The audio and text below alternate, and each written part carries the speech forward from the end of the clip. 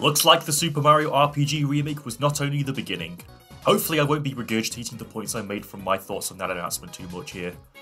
Hey, how's it going everybody? I hope you're all good. My name is Petalburg, and naturally, I figured I'd talk a little bit about the recently announced remake of Paper Mario: The Thousand Year Door heading to Switch next year. Without further ado, let's just get straight into it.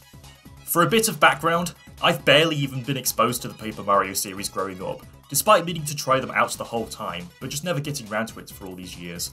Funnily enough, it was the Mario and Luigi series that not only introduced me to the RPGs, but to the Mario universe as a whole. I have played a little bit of the N64 original on the Wii U Virtual Console as one of my panic purchases before the eShop's closure, but I haven't actually really got that far into it yet, and I've always heard about how highly the GameCube sequel is regarded as one of the all-time greats. Unluckily for me, I didn't grow up with a lot of the GameCube lineup. I only played a small handful of them during the Wii era due to the latter's backwards compatibility, as well as the PS2 being our choice of primary entertainment during the 6th generation of consoles. Back then, second-hand GameCube games weren't as extortionate as they are nowadays, and a quick search will show that the Thousand Year Door is quite possibly one of the worst offenders. Like, Jesus Christ, look at that. This is precisely why the announcement of the Switch remake has been a fantastic reveal, because not only are we seeing a second official release instead of having to resort to emulation, which Nintendo clearly hates so much despite their frustrating track record of refusing to provide official alternatives, but it also means that many more people that missed out on it the first time round will get a chance to finally experience it, especially considering the Switch's incredibly high install base compared to the GameCube. A quick search indicates that the game has sold 1.3 million units, which nowadays isn't considered a large number in the grand scheme of things, but now that the Switch has surpassed the Wii in the sales department, this is a golden opportunity for so many more people to get the chance to see why it has gone down as such a fan favourite. This is also an interesting development in the ongoing discourse around the Paper Mario series in its entirety, as each new entry starting from Super Paper Mario on the Wii has taken more experimental approaches that were departures from the more RPG-oriented gameplay of the first two games, which has often caused division within the fanbase.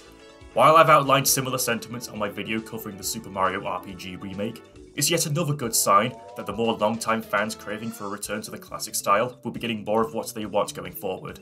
If the Thousand Year Door remake proves to be a success, then it may incentivize Nintendo and Intelligent Systems to make an entirely new original story that expands on the combat, exploration, and unique character designs from the first two entries, and make a true follow-up to them. As the likes of Color Splash, Sticker Star, and Origami King have received their fair share of backlash from this faction of the fanbase.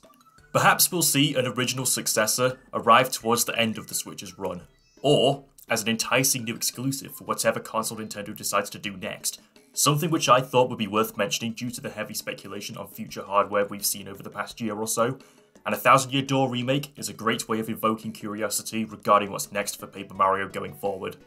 The fact that Nintendo saved this announcement as their one last thing reveal at the end of the Direct also indicates a level of self-awareness and that they know full well that this was something that was heavily in demand from the fans for quite some time, especially considering the online petition that Arlo made a few years back, gaining popularity at the time. Whether this petition made a difference in the grand scheme of things is not clear, but I remember it being quite a big talking point within the Nintendo community at the time that he pushed for it, and to see the wishes of it come true might as well be considered a great accomplishment when it comes to making the fans' voices heard, especially when we've had the likes of Operation Rainfall in the past, which has been debated to have not made a significant difference, yet it's still nice to see fans band together for a common goal regardless of whether they had an impact, as their wishes have come true either way. Something else that's interesting to note is how it also opens the door for other titles from the GameCube era to be shown love by Nintendo. A generation where a lot of their franchises were at their most experimental, I'd love to see the return of Kirby Air Ride for example, another cult classic that I never experienced and would love to see revisited. Just an example of something that immediately sprung to mind. We've already seen Metroid Prime Remastered from earlier this year, so Thousand Year Door isn't the first time this has happened. You can even count Super Mario Sunshine's inclusion in the Super Mario 3D All-Stars collection as the starting point, even if it was only available for a limited time. For quite some time, it did feel as if Nintendo had been neglecting the GameCube era, so it's nice to see the beginning of that changing. Overall, I'm super excited to finally get a chance to experience such a fan favourite game, as someone who missed out on it initially. Everything I've seen of the Thousand Year Door based on videos I've watched every now and then are proof enough that it lines up with my tastes in gaming, being a strong Mario and Luigi enthusiast ever since I was practically a small child. Anyway, that just about does it for this video. I hope you've enjoyed it.